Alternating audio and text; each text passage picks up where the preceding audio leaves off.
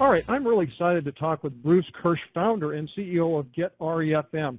And if you've ever been to Get REFM, it's a great site to go to because it's all about financial modeling. And Bruce is an expert at financial modeling. He's also the creator of Valuate software, which we're going to talk a little bit about today. Because, guys, one of the big things that's going on in the marketplace is crowdfunding, right? And so Bruce is really starting to become an expert in the crowdfunding space and helping you find those great sites to be a part of, the crowdfunding sites. And how do you actually set up a site that helps you attract investors and be successful with your funding process? So I want to introduce Bruce to you. As you can see here on the screen, we're going to be talking about how sponsors can wisely choose a crowdfunding site and raise their full ask. And so, Bruce, welcome aboard.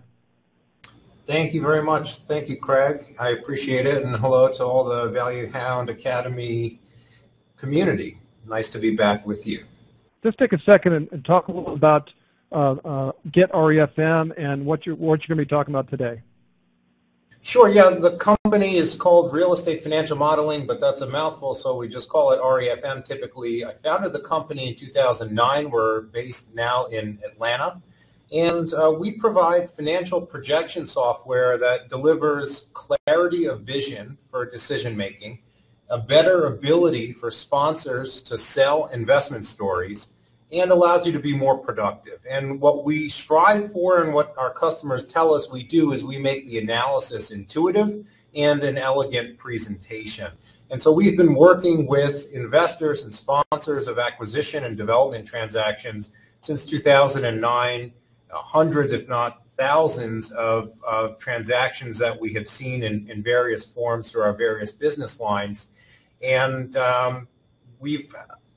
our customers have had a lot of success. Now, crowdfunding is something new and different, and so I wanted to take a look at this a little bit from an outsider's perspective because I'm not a sponsor. I'm not raising capital personally, but I am a potential investor in crowdfunding-based projects. And so I'm sort of sitting in somewhat neutral territory where I can look at this new part of the business and make some observations and help you position yourself for success in raising capital. Today's presentation is brought to you by Value Hound Academy naturally, and in conjunction with that, Valuate software, which is our flagship product from Real Estate Financial Modeling. I'll be showing the software later on in the presentation. This is just a quick snapshot of the interface, and I'll show you how it all comes together in the context of crowdfunding. And so I think everyone can agree that as of the passing of the Jobs Act, and there are several parts of the Jobs Act, but the first two parts of the Jobs Act, the capital landscape has changed. And so sourcing capital, whether it's equity or debt, is relatively potentially easier now due to the legalization of crowdfunding. And so what we're seeing now is we have crowdfunding platforms that are enabling the raising and sourcing of capital all up and down the capital stack. Equity, mezzanine debt, senior debt, it can be different types of equity. And so this is really a huge benefit to sponsors who have excellent projects and who are looking for capital and who essentially want to centralize their efforts to raise capital instead of picking up the phone and making 100 phone calls or going to 100 meetings. They can benefit from these crowdfunding sites by bringing their project onto the site, and the site broadcasts the project out, and the audience that is receiving those broadcasts and that is opting to come to that site is looking to learn about projects just like yours. And so it's a very exciting time, and it's something that is also streamlining the whole investor administration portion once the project has in fact been consummated and the transaction is done and you're operating the property. The administration of distribution of funds and reporting for tax purposes is becoming much more highly streamlined. So that's great news as well. And so what I'm showing you here now is this is a list, okay, as of last June, June of 2014, which is put together by a publication called Times Realty News. And at the time, they found around 50 U.S.-focused real estate crowdfunding platforms. Now, some of these are specialists in terms of doing residential fix and flips. Others are looking at more development-oriented transactions, ground-up development. Others are purely acquisition plays for acquisition of existing commercial properties, and some of these sites do all of that. Okay, and so that was 49 sites 12 months ago. Flip forward to today, okay, and I just pulled this off the website today. We have 116 of these crowdfunding platforms, okay, 160.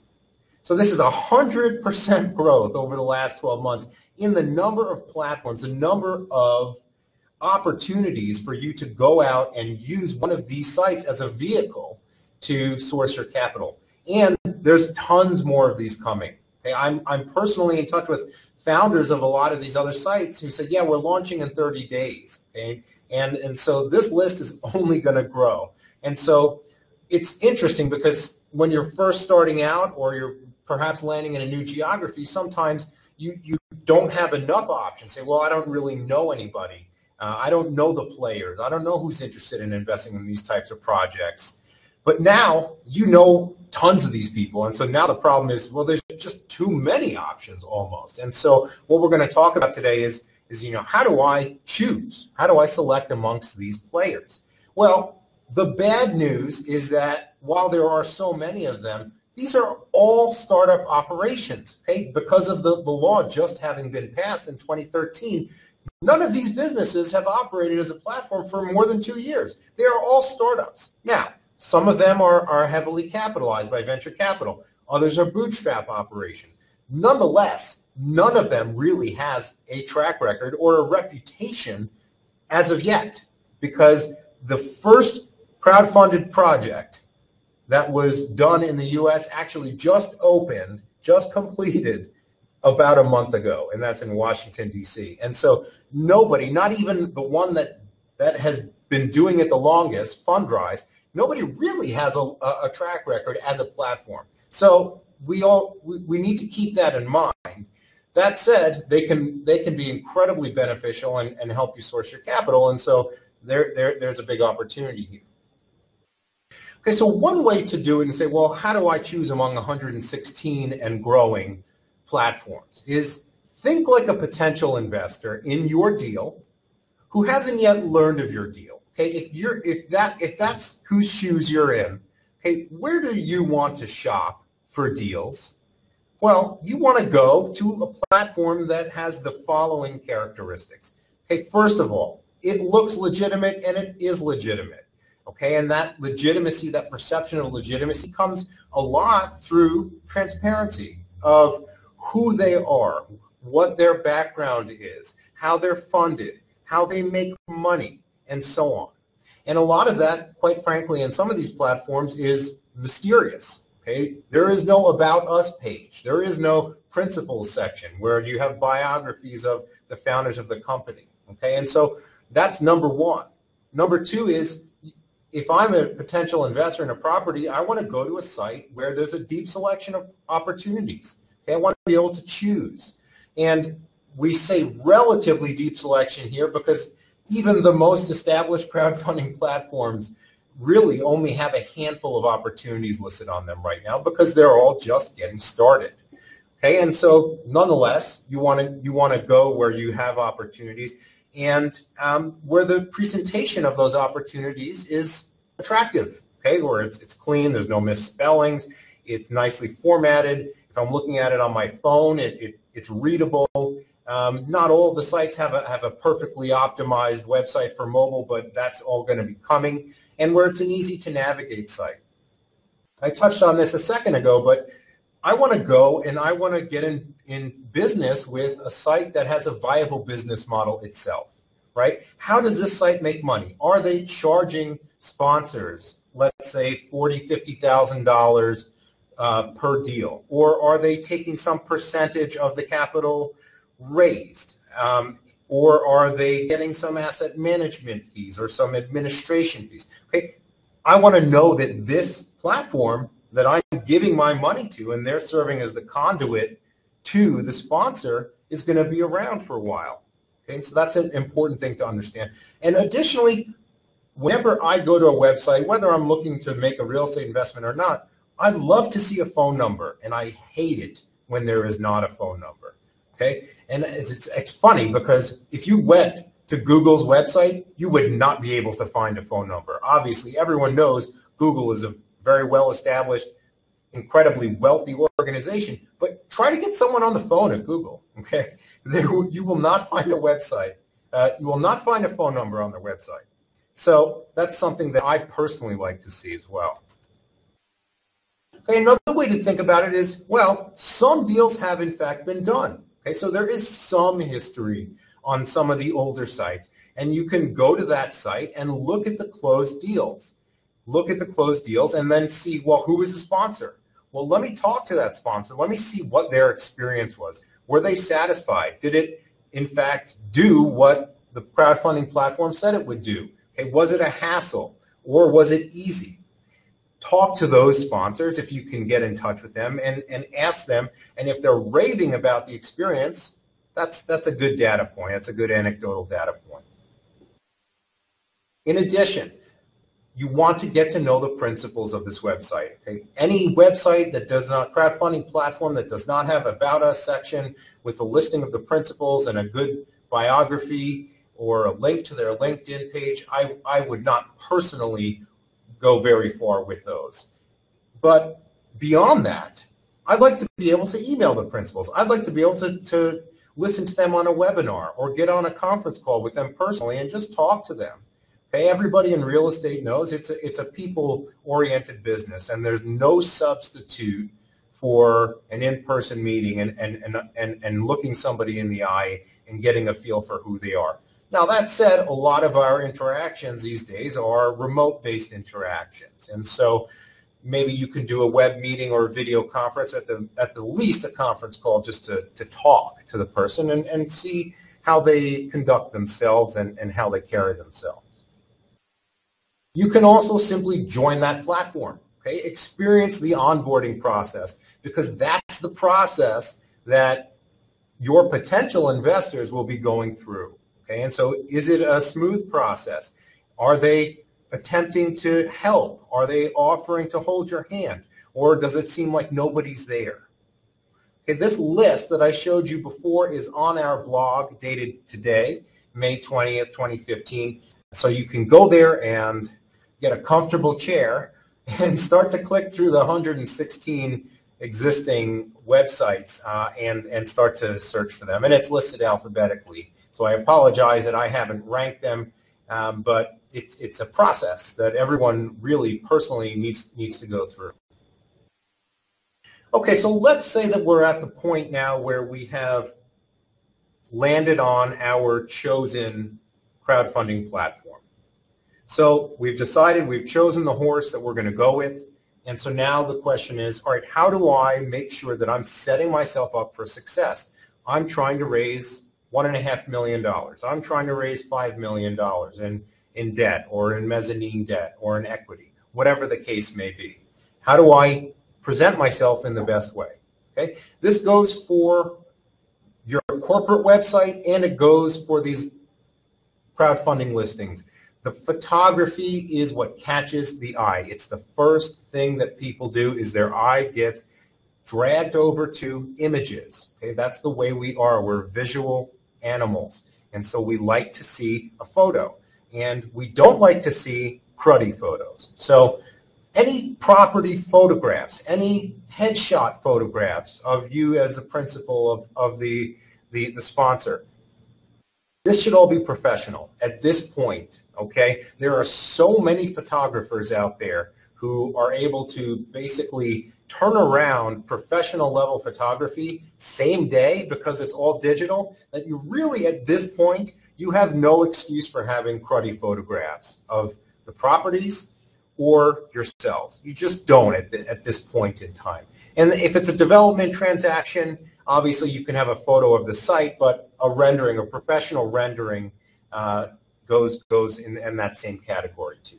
So that's number one, is it's aesthetics, okay? And I hate to say that it's really that basic and that simple, but that is the very first judgment that potential investors will make, is what am I looking at, and does it look attractive to me, or does it give me the initial impression that this is not professional level work? This is not a professional organization that's putting this property opportunity, investment opportunity out to me.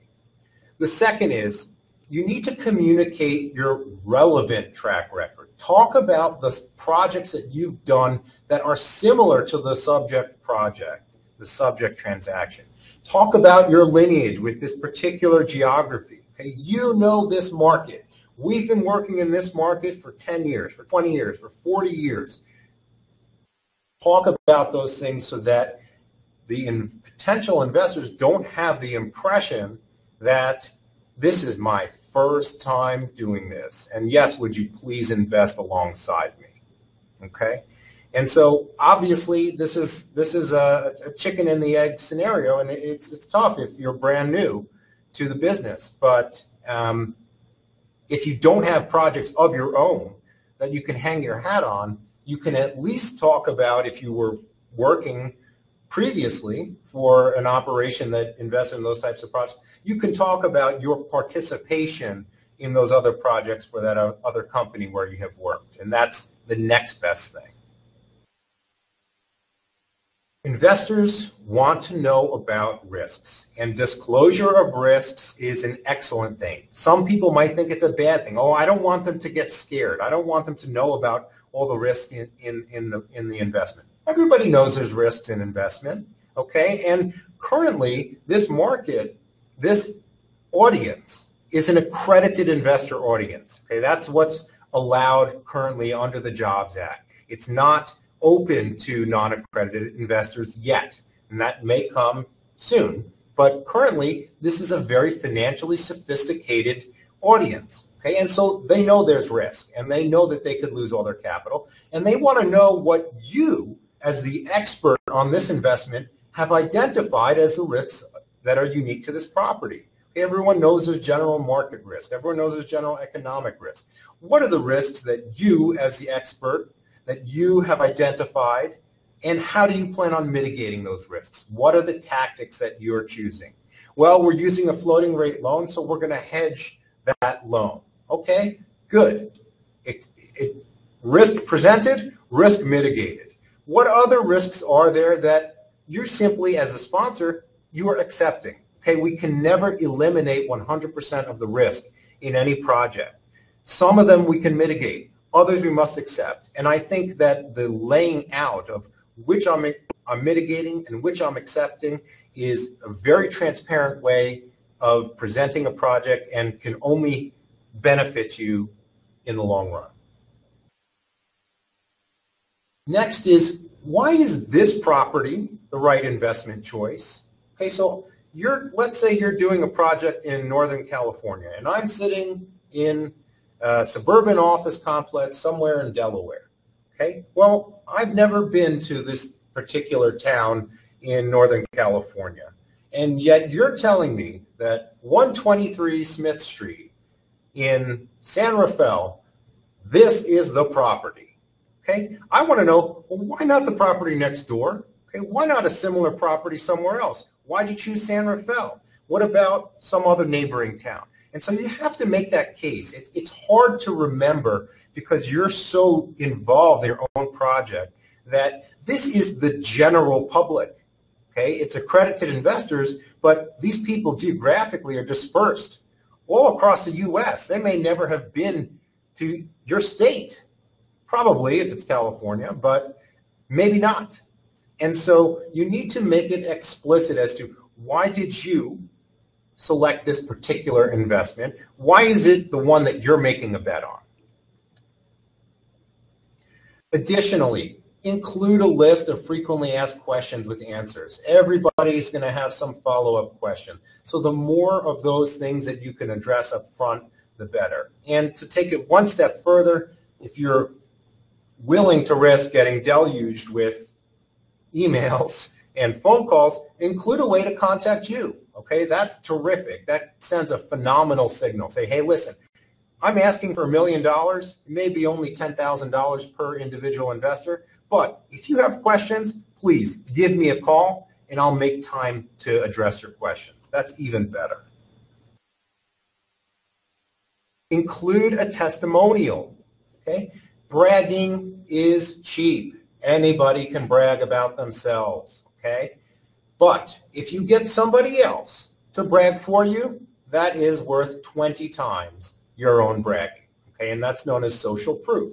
And so if you've done a similar transaction before, and you can have a past investor say, hey, I invested alongside Jim Smith in a very similar deal, and he hit his pro forma. Or he didn't hit his pro forma, but we still did real well. And now he's even more experienced. And this is a great property. And in fact, I'm going to be investing in this one too. If you can get somebody else to do that, so much the better. And so if you have that, definitely put that forward.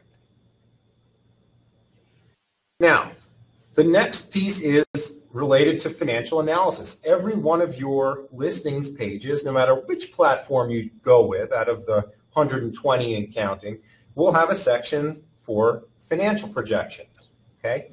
And you'll have sections, obviously, for market and sponsor and other general offering memorandum types of information.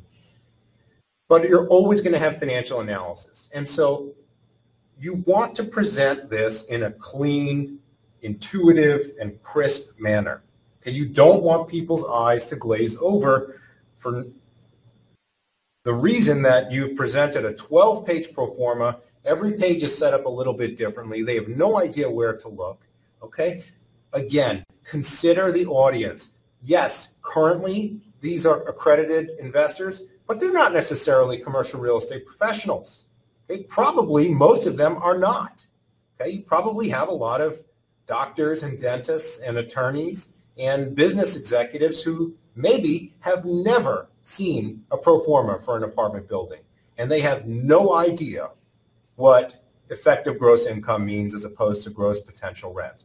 So you have a challenge in front of you. You need to communicate and tell that financial story in a way that is clear and compelling. To make it even better and even more custom, what you want to do is you want to show this potential investor their projected returns, okay, what they are likely to receive in terms of return of capital and profit on capital for the investment amount that they personally are considering. Okay? Some sites will have a hypothetical $50,000 investment. Well, what if I'm investing $15,000? How do those numbers look for me? Do you want me to do that math? Okay, you need to keep in mind that most of these folks are part-time investors. They're full-time business people, and they're busy, same way you're busy with your business. And so you really expect them to pull out a spreadsheet at 9 o'clock at night after they've had a long day and start to build a financial model that's going to validate your projections. It's not going to happen in most cases. You will have some people who are real spreadsheet nerds, and they're going to do that because they like to do that, but most people, thank God, are not spreadsheet nerds. And so you need to cater to these people, and one way that you can do that is using our Evaluate software. And so essentially what we've done with our Evaluate software is we have made this beautiful, very simple investor calculator. The investor wants to be able to input their anticipated investment amount into a calculator and get those results specific to them. They may not be investing $50,000. So let's say they want to put in $20,000. Okay? They can do this, and it takes literally 2 seconds. Okay? Or maybe they want to put in $100,000. Okay? This is going to show them. Okay? These are the returns you're going to get, the cash distributions you're going to get, and this is your final return. You're going to get all your money back by the end of year 8. This is going to be your IRR. This is how you're going to grow your money in terms of multiple. Okay? And so this is an excellent way to be forthright about anticipated distributions to these investors and to build confidence in you as the sponsor of the deal, as somebody who's willing to allow the investor to look at this on a unique basis, unique to them. Okay? Don't tell me about a $50,000 investment if I've only got $10,000. I want to see it for $10,000. That's how it applies to me, and now it feels personal. And you know what? Now I've touched this transaction in some way, okay? In the sense, I'm starting to engage with this transaction.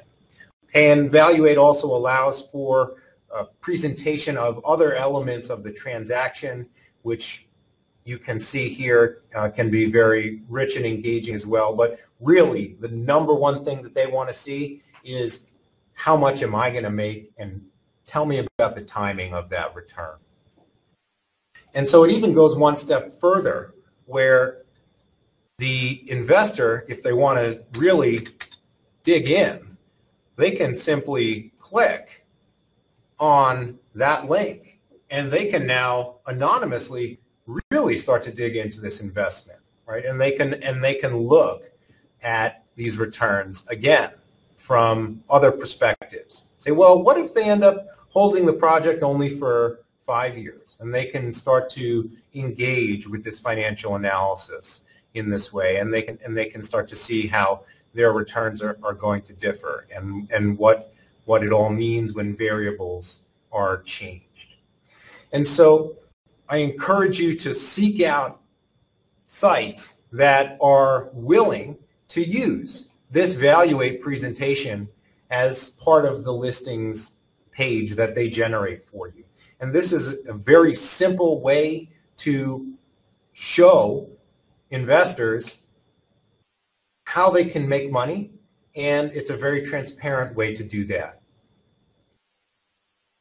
And so that's all I have for today, and I'll pull up the website here for those who want to learn more about Valuate. Here it is, getrefm.com/Valuate. And it's a free system to try out, so I encourage people to create a free account and see if they like it. Well, great, Bruce. I appreciate that. I wonder if you could kind of give us a little brief background on what Valuate actually is. Right. So Valuate it's a financial calculator that's purposed towards projection of operating financials and net cash flow after debt service for operating properties. So regardless of the property type, whether it's a hotel or self-storage or apartment or retail or office, every one of those operating properties has a net operating income line, okay? And so essentially what Valuate does is it takes that operating income line and then layers in the complexities of debt and equity, and then generates a answer for how do the dollars flow back to the equity investors. Okay, and so essentially this is what everyone wants to know. Okay, if the equity investment is split up in this 90-10 manner, and there's a certain partnership structure that is put in place, how much does the sponsor end up taking away from the deal? How much does the third-party investor take away from the deal? And the crowdfunding investors are essentially just slices of this green section here. And so if they know that they're going to end up owning 10% of that syndicate, they can do that math there. And then as I showed you earlier, they could simply just use this calculator and then save this information so that when they return to that listing page for that crowdfunding listing, they can see it all updated. Yeah, what's kind of cool with your software, Bruce, the Valuate software, is it really is a financial modeling software where you can take a deal and analyze the deal, but it also has inside it the partnership analysis aspect. And a lot of softwares don't have that. They just have the financial analysis part. But you're looking at it from the standpoint of sponsors going out and raising money in their syndications. And what do the splits look like? How does the investment look like from a partnership standpoint for the general partner and for the partners? And you've taken it to the next level here, and I applaud you for doing that. Specifically, people that would like to use this software, what's the best use of the software as it integrates into the crowdfunding aspect? I mean, we kind of talked about it, but kind of some bullet points on what that would be. Yeah, so let me just show you essentially how we go from this, which is the full web application, to this, which is essentially an embedded rectangle, same way you see videos from YouTube embedded in line in a web page. You can embed this snapshot of the transaction right into any web page, such as a listing web page. And so really, it's amazing how simple this is. So Bruce, I really want to thank you for getting on the line. You've really enlightened us on the crowdfunding aspect and how it can tie into your software Evaluate. You know, this is a big topic, crowdfunding, and a lot of people are out in the game doing this crowdfunding stuff, and they're picking the wrong sites. So you did a good job of walking us through which sites to pick and how to find that site, and then you showed us what we need to put on those sites to be successful.